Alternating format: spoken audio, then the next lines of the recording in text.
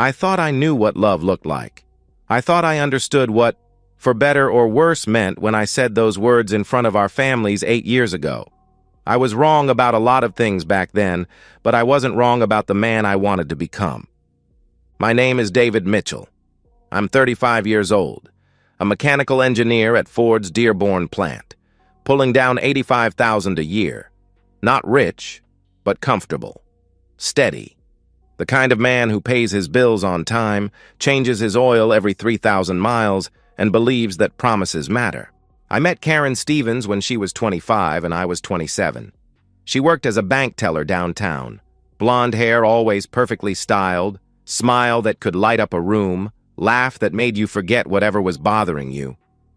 I was the guy who came in every Friday to deposit his paycheck, too shy to do anything but nod politely, until the day she wrote her phone number on my deposit slip. "In case you ever want to discuss interest rates," she said with a wink that made my heart skip. We dated for 3 years. 3 years of her spontaneous road trips to nowhere, her insistence that we try every new restaurant in the city, her way of making ordinary Tuesday nights feel like adventures. I was the planner, the steady one who made sure we had gas money and restaurant reservations. She was the dreamer, the one who danced in grocery store aisles and convinced me to adopt a stray cat we named Buster. "We balance each other out," she used to say, curled up against me on the couch we'd bought together at a second-hand store. "You keep me grounded. I keep you flying." Our wedding was modest. Her family was small, mine was smaller, but perfect. 70 guests at St. Mary's, reception at the VFW Hall, honeymoon in the Bahamas that we'd saved for over 2 years. I can still see her on that beach the first morning, wearing my oversized t-shirt, coffee in hand, looking out at the ocean. "This is just the beginning," she declared, and I believed every word. The first year of marriage was everything I'd hoped. Karen quit her job when we found out she was pregnant. We'd both agreed she'd stay home with the baby, at least at first. I picked up overtime shifts to make up the difference. We painted the nursery together, assembled the crib, argued playfully over names. Ethan David Mitchell was born on a Tuesday in March, 7 pounds 6 ounces of pure perfection. I've never felt love like that before. Instant, overwhelming, protective. Karen was exhausted but glowing, and when she placed him in my arms for the first time, I knew I'd do anything to keep them both safe and happy. For the first 18 months, everything seemed normal. Ethan hit his milestones, sitting up, crawling, his first steps at 13 months. But something was different. He didn't babble like other babies. He didn't respond to his name. Eye contact was rare, fleeting. "He's just quiet," Karen insisted. "Some babies are quieter." But by his second birthday, we couldn't ignore it anymore. The pediatrician referred us to a specialist. The word came like a punch to the gut. Autism spectrum disorder. I dove into research that same night. Support groups, therapy options, early intervention programs. I learned about sensory processing disorders, communication delays, the importance of routine. I scheduled appointments, fought with insurance companies, became fluent in a language I'd never wanted to speak. Karen shut down. She'd imagined motherhood differently. Instagram perfect moments, family photos where everyone smiled, play dates with other moms, date nights that didn't require specialized babysitters. Instead, she got meltdowns in grocery stores, sleepless nights, and a child who needed constant structure and supervision. She stopped decorating our house, stopped planning weekend activities, stopped pretending everything was fine. I picked up every piece she dropped. 12-hour shifts, followed by cooking dinner, cleaning the house, managing therapy schedules, holding Ethan through sensory overloads that could last for hours. I was exhausted, running on coffee and determination, but I never considered giving up. Karen drifted further away each day. One night, when Ethan was almost 3, she finally said what had been building for months. "I didn't sign up for this," she declared flatly. My response was colder than I intended. "Neither did I, but he's our son." "He's your son," she replied with finality. That's when I knew something was ending. I just didn't know how soon or how completely she would shatter everything we'd built. I should have seen it coming. But when you're drowning, you don't notice someone else slipping away. You're too busy trying to breathe. Tuesday evening, October 15th. I remember the date because it's burned into my memory like a brand. I'd just finished a brutal 12-hour overtime shift. Extra money we needed for Ethan's speech therapy and occupational therapy sessions that insurance barely covered. My back ached, my hands were stained with grease, and all I wanted was to kiss my son goodnight and collapse into bed. The house was dark when I pulled into our driveway. Not unusual. Karen often put Ethan to bed early when he had rough days. But something felt wrong. The silence was too complete, too heavy. I unlocked the front door and called out, "Karen? I'm home." Nothing. I flicked on the living room light. Ethan's toys were scattered across the carpet, but not in the familiar chaos of a 3-year-old's playtime. They looked abandoned, like someone had stopped mid-game and simply walked away. "Ethan?" I called, heading toward his bedroom. Empty. His bed was made.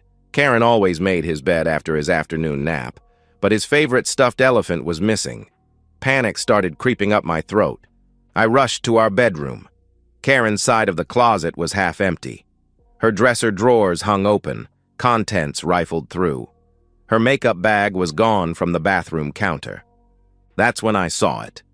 A folded piece of notebook paper on the kitchen table with my name written across it in Karen's handwriting. My hands shook as I picked it up. "David, I can't do this anymore. I've tried for 3 years to pretend that this is the life I wanted, but I can't keep lying to myself or to you. Ethan being disabled means I'll never have the life I deserve. I've met someone who understands me, who sees me for who I really am, not just as a caregiver for a broken child. I'm leaving to live the life I should have had from the beginning, the life I gave up when I married you and had Ethan. Marcus and I are driving to California tonight. Don't try to find me or contact me. This is what's best for me. Ethan is at Mrs. Callahan's house next door. I dropped him off 3 hours ago and told her there was a family emergency. She doesn't know I'm leaving. I'm sorry it has to be this way, but I can't sacrifice my happiness anymore. Karen." I read it twice. Every word was a knife twisting deeper. She called our son broken. She called him a sacrifice. She'd planned this, orchestrated it while I worked overtime to pay for his therapy. I crumpled the note in my fist. Didn't cry. Didn't scream. Didn't throw anything or punch the wall like they do in movies. I just stood there in my empty kitchen, feeling something cold and final settle in my chest. Then I walked next door. Mrs. Callahan answered on the first ring, her 70-year-old face creased with worry and pity. She'd known before I did. Karen had dropped Ethan off around 3 o'clock with a hastily packed overnight bag, claiming there was a family emergency and she'd be back in a few hours. She seemed upset, Mrs. Callahan said quietly. Nervous. I asked if everything was okay, but she just said she had to handle something important. Ethan was in her living room building a tower with wooden blocks, completely absorbed in his task. When he saw me, he looked up with those beautiful brown eyes that matched mine. "Daddy!" He didn't run to me. Physical affection was still challenging for him, but his face lit up in that quiet way that meant he was happy. "Hey, buddy. Ready to go home?" I asked gently. "Is Mommy home now?" He wondered aloud. I picked up his overnight bag and forced my voice to stay steady. "No, buddy. Mommy had to go away." I carried him home, gave him his bath, read him his bedtime story twice like always, and tucked him into his bed. He fell asleep within minutes, exhausted from an afternoon of confusion and disruption he couldn't understand. Then I sat alone in the dark kitchen, staring at the crumpled note. Marcus. I didn't know any Marcus, which meant she'd been hiding this for God knows how long. Planning, lying, waiting for the right moment to run. But as I sat there in the silence, something became crystal clear. I didn't have time to fall apart. I didn't have the luxury of grief or rage or self-pity. I had a son to raise. The next morning, I called in sick to work and started making phone calls. By noon, I'd hired Mrs. Patel, a retired pediatric nurse who specialized in special needs children. By evening, I'd established new routines that would carry us forward. When Ethan asked, "Where's Mommy?" over the next few weeks, I gave him the simplest truth I could. "She had to go away, buddy. Is she coming back?" he would ask hopefully. "No," I answered honestly. After a few months, he stopped asking. By age 5, he'd forgotten her face completely. I made a choice that night. I chose to protect my son from a truth that would only hurt him. 10 years later, that choice would become my greatest weapon. 1 year after Karen walked out, when Ethan was 4 and I was 36, I filed for divorce. Grounds. Abandonment. The paperwork was straightforward, clinical in its coldness. Irreconcilable differences seemed insufficient for what she'd done. Karen didn't contest it, didn't respond to the court summons, didn't show up to any hearings. Her silence spoke louder than any defense she could have mounted. The divorce was finalized in 3 months. I kept the house, full custody of Ethan, everything we'd built together. Karen got nothing because she'd wanted nothing except her freedom. The first 6 months after she left nearly broke me. Working full-time while managing Ethan's complex care routine, therapy appointments, and frequent meltdowns pushed me to my absolute limit. I remember sitting in my car after particularly brutal shifts, too exhausted to walk inside and face another evening of sensory overload management and bedtime battles. There were nights when Ethan couldn't sleep, pacing his room until 3 a.m., humming the same tune over and over while I sat in the hallway, making sure he was safe, but respecting his need for space. I'd catch glimpses of myself in the bathroom mirror during those endless nights, watching gray creep into my temples, new lines etching themselves around my eyes. The insurance battles were their own special hell. Prior authorization requests for speech therapy, denials for occupational therapy, appeals that took months to process while Ethan's needs couldn't wait. I became fluent in medical billing codes and learned to navigate bureaucratic mazes that seemed designed to exhaust parents into giving up.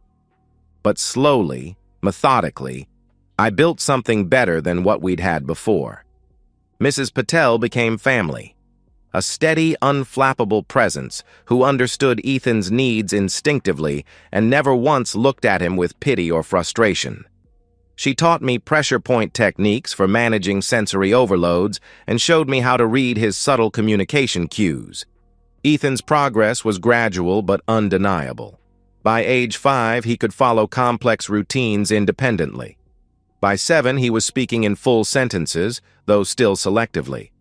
By 10, he was excelling in a specialized education program that challenged his remarkable mathematical abilities while supporting his social development. The years blurred together in the best possible way. Weekend routines became sacred. Saturday morning pancakes that Ethan insisted on measuring himself. Afternoon video game sessions where he patiently taught me strategies I'd never master. Evening movies where he'd curl up beside me during the scary parts.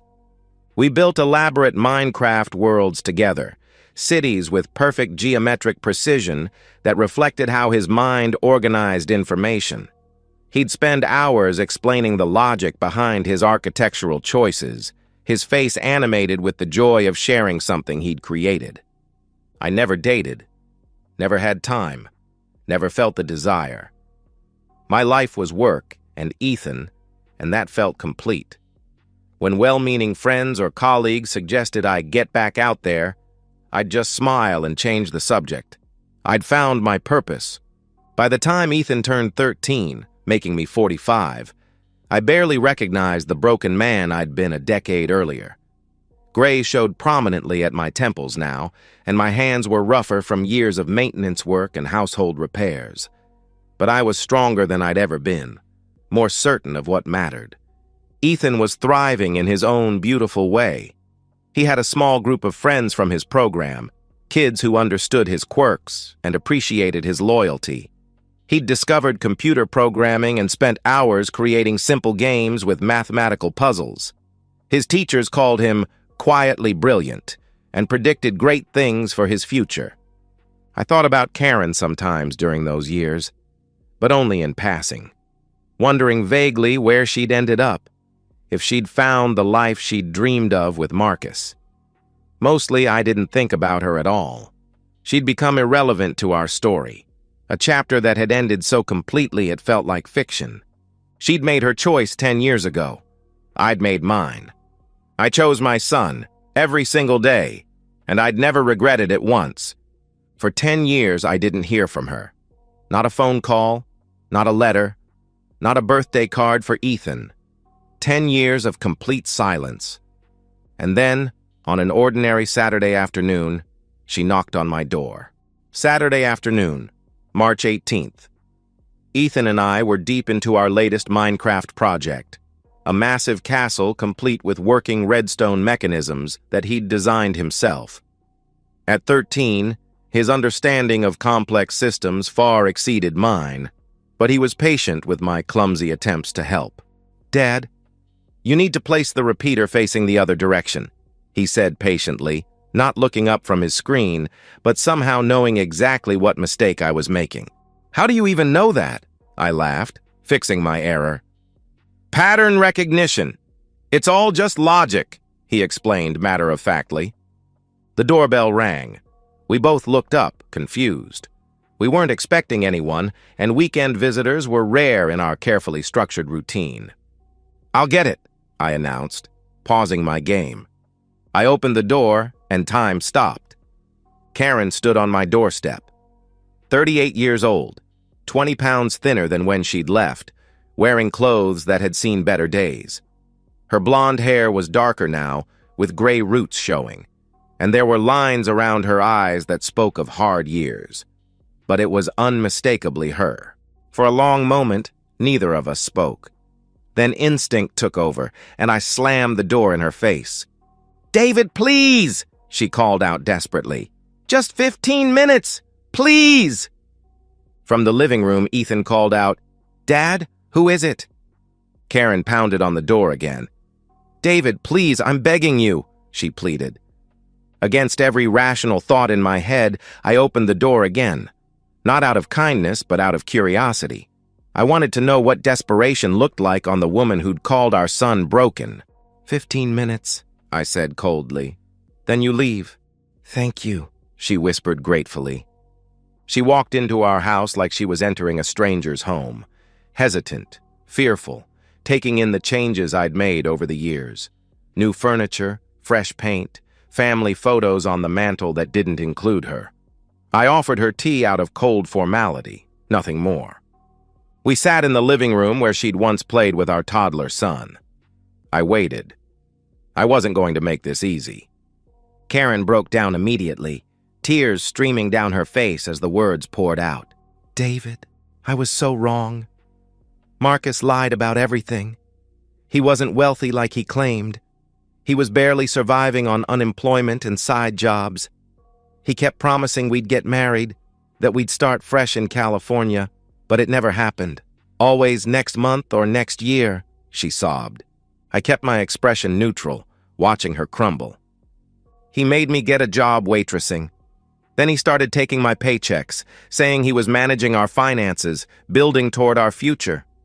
When I finally refused to hand over my tips, She touched her cheek unconsciously. "He hit me. Then he started bringing other women home, flaunting them, treating me like I was nothing," she continued, her voice breaking. My face showed no reaction. I'd learned to school my emotions during years of insurance appeals and IEP meetings. After 2 years, I ran. He followed me for months, threatened me, until I finally got a restraining order. I've been barely surviving for 8 years since then. Dead-end jobs, cheap motels, moving whenever he tracked me down," she finished miserably. She paused, waiting for sympathy that wouldn't come. "Why are you here, Karen?" I asked, my voice cold as ice. "I want a second chance. I'm Ethan's mother. I want to be part of his life again. I've learned so much about autism since I left. I understand now that I was overwhelmed, that I didn't know how to handle—" she began hopefully. I laughed, sharp, bitter. cutting through her rehearsed speech. "You don't want a second chance. You want a safety net," I stated flatly. Before she could respond, footsteps in the hallway announced Ethan's arrival. He appeared in the doorway, 13 years old and tall for his age, staring at this stranger in our living room with polite confusion. Karen stood immediately, forcing a smile through her tears. "Ethan, sweetie, it's me. It's your mom," she said desperately. Ethan's face remained blank. He looked at me, then back at her. "Who is she?" he asked simply. Karen's smile faltered. "Ethan, I'm your mother. I had to go away for a while, but I'm back now," she tried to explain. "My mom is dead," Ethan stated matter-of-factly, repeating the truth I'd told him years ago to protect him from a more complicated reality. "My dad told me she died when I was little." The color drained from Karen's face. "No, baby, I'm right here. I'm alive. I'm your mother," she protested frantically. "You need to leave," Ethan said calmly but firmly. "You're upsetting my dad." He turned and walked back to the living room, dismissing her completely.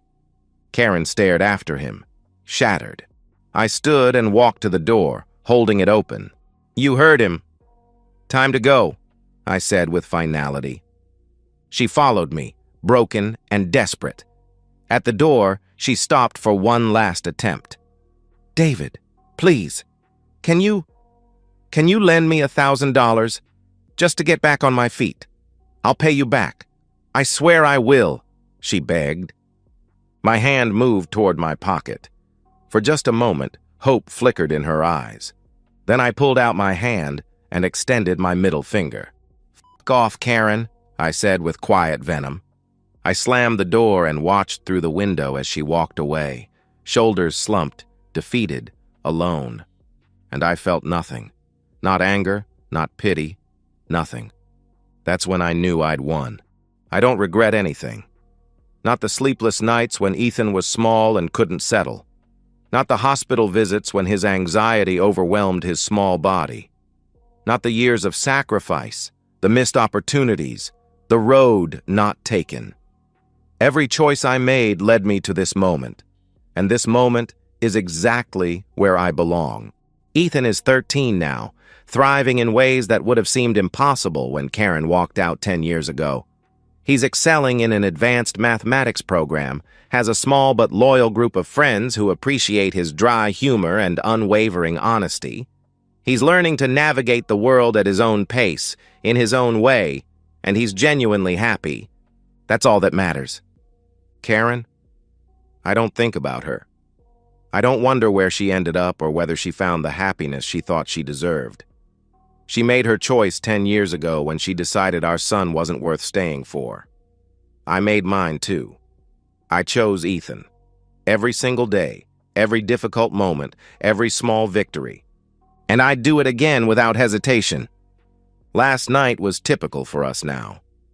Ethan beat me soundly at a strategy game he'd been teaching me for months, laughing at my predictable tactics. We ordered pizza from his favorite place, the one that knows to leave off the green peppers that trigger his sensory issues. We watched a terrible action movie together, trading sarcastic commentary that made us both crack up. When he fell asleep on the couch during the credits, I carried him to his room like I've done thousands of times before. He's getting too big for it now, almost as tall as me. But some traditions are too precious to abandon. These moments are everything. These quiet evenings, these shared jokes, these comfortable silences. This is what Karen threw away for the promise of something better. This is what she called a sacrifice. She was right about one thing. She would never have had the life she deserved if she'd stayed. Because she didn't deserve this life. She didn't deserve Ethan's trust, his love, his forgiveness. She didn't deserve to witness his growth, his achievements, his beautiful mind finding its place in the world. When she showed up at my door, broken and begging, I gave her exactly what she deserved. Nothing. Not my anger, not my forgiveness, not my money, not access to the son she abandoned. Just nothing. I sleep well at night knowing I made the right choice. Family isn't about biology. It's about showing up when things get hard. It's about choosing love over convenience, commitment over comfort. It's about the promise you make not just in wedding vows, but in the daily decision to stay, to fight, to build something beautiful from broken pieces. Karen never understood that. She saw Ethan's autism as a burden to escape rather than a difference to embrace. But Ethan understands family. He knows what loyalty looks like, what unconditional love means. And so do I. To anyone reading this, family isn't about biology. It's about showing up. It's about staying when things get hard. It's about love that doesn't quit. Karen never understood that, but Ethan does, and so do I. That's all we need. And so, we've reached the end of today's story. Was it what you expected, or did it take a twist you didn't see coming? I'm curious to hear your thoughts. Share them in the comments below, and let's get a conversation going. If this story kept you hooked, make sure to hit that like button. And if you're new here or just haven't subscribed yet, now's the perfect time to join our community. I bring you fresh, captivating stories every day, so click that subscribe button and turn on notifications so you never miss out. Thanks for watching, and I'll see you in the next one.